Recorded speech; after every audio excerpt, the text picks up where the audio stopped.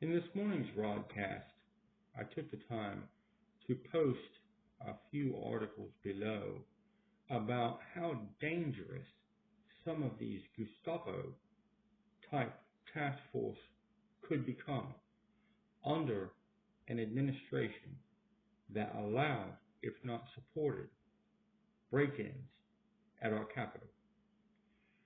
When they came out to respond to one of our politicians' husband being beaten by a hammer, they made it a petty or dismissive type of address to something that is sinister, something that is horrible, and something that rivals Adolf Hitler and his Gestapo in Germany.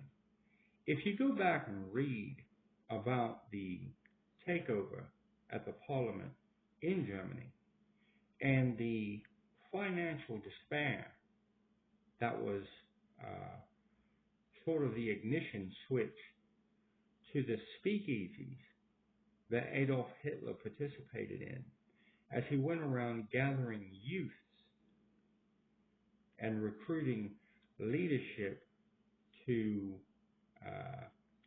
program or feed these SS and turn them into these terrorist cells and Gestapos throughout Germany. One of the situations that developed from it was the way that they tortured and the way that they collected information in their effort to convert all of the European bloc into the same mindset as they were.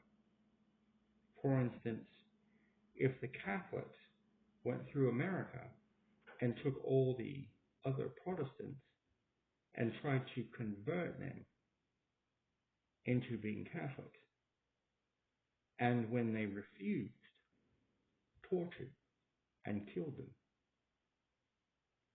This is extremely similar to what happened in the Donald J. Trump support that broke into the White House. And that's how quickly we can become a hate-filled nation out of fear, out of ignorance, and most importantly, out of tolerance. We cannot overlook our neighbor's problems if they're having problems, and then expect those problems not to expand to our front door. There's a great poem written about it, and it talks about a lady, and I'll just say she's agnostic. And in Germany, she said they came and they took away the Lutherans. And I'm not a Lutheran, so I did not concern myself with the business of the government. And then they came and took away the Jews, and I'm not a Jew, so I did not consider myself to be needing to get into the business of a government. And then they came and took away the Christians, the Hindus, the Muslims, and finally they knocked on my door. And she said I wasn't affiliated with any of it, so I wasn't worried. And then they were there to take away the agnostic.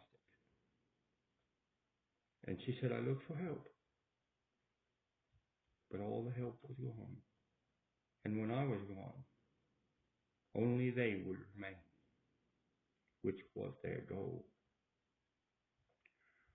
So as you go through the articles that I left below for you to look at, try to remember as Christians that God or Jesus would never torture someone,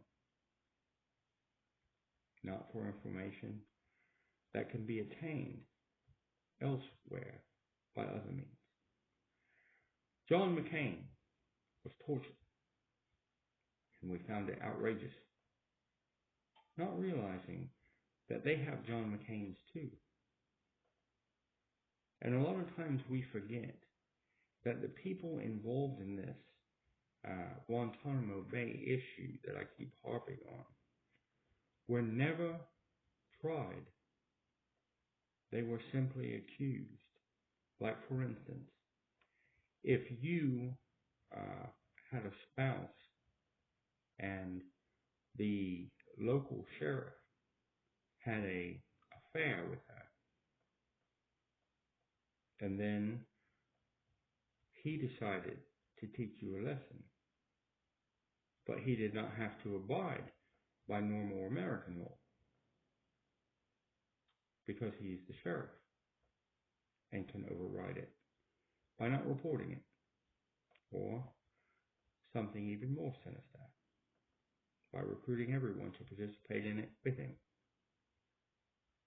Soon, what you would have is a person who killed themselves because they had no hope. And that's something that we cannot allow, not in this country or any other, as Christians. So, when you vote, try to think of things like that, and try to think of the people who are in situations where American law does not apply, where they don't get trials, where they're seeking medicine, where they're seeking food, and they're seeking safety. And think, would God build a wall? Would he keep these families out without ever trying to figure out what they're running from, and if we, as Christians, can help them? The answer is we would not. We would not build a wall to keep our neighbor's problems on our neighbor's side of the fence without trying to help them. If you go through my YouTube broadcasts, you'll come across a lot of different ideas I have to try to migrate away from division. Most of the time, you're going to find that the gathering of information, the teaching, is the answer. These welcome centers, sponsored by football teams and oil companies and basketball teams or whoever, to build a real wall of hope. All we would need is missions, large ones.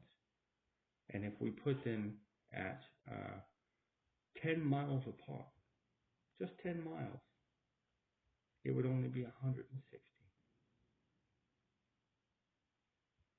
That's not that much to ask from people like resident Texan Benny Hinn. If you look at his numbers on his income, they're staggering. He could probably build them himself. If you go throughout Texas and you visit people like Jerry Jones's bank accounts and tax statements, you'll see there's plenty of money. It's simpler than building a wall. If you go through and ask the right people, I'm sure there are crowdfunding events and sponsorships that we could get to build the first one and start moving forward in our endeavor to help our Latin American neighbors and to thank them for letting us come to America in the first place. We forget sometimes that we were not the native indigenous people of America. When our ships landed here, I am certain that Indians, Native Americans, reached out to help us. And as time went on, the Europeans took advantage. I know that because I spent a lot of time reading about my great-great-uncle, the one who signed the Indian Removal Act. I've seen how the problem developed through history, and I've seen the dilemma when it hit his desk in Washington, because he knew and had more inside information than anyone that they were going to be slaughtered. Thank you for listening.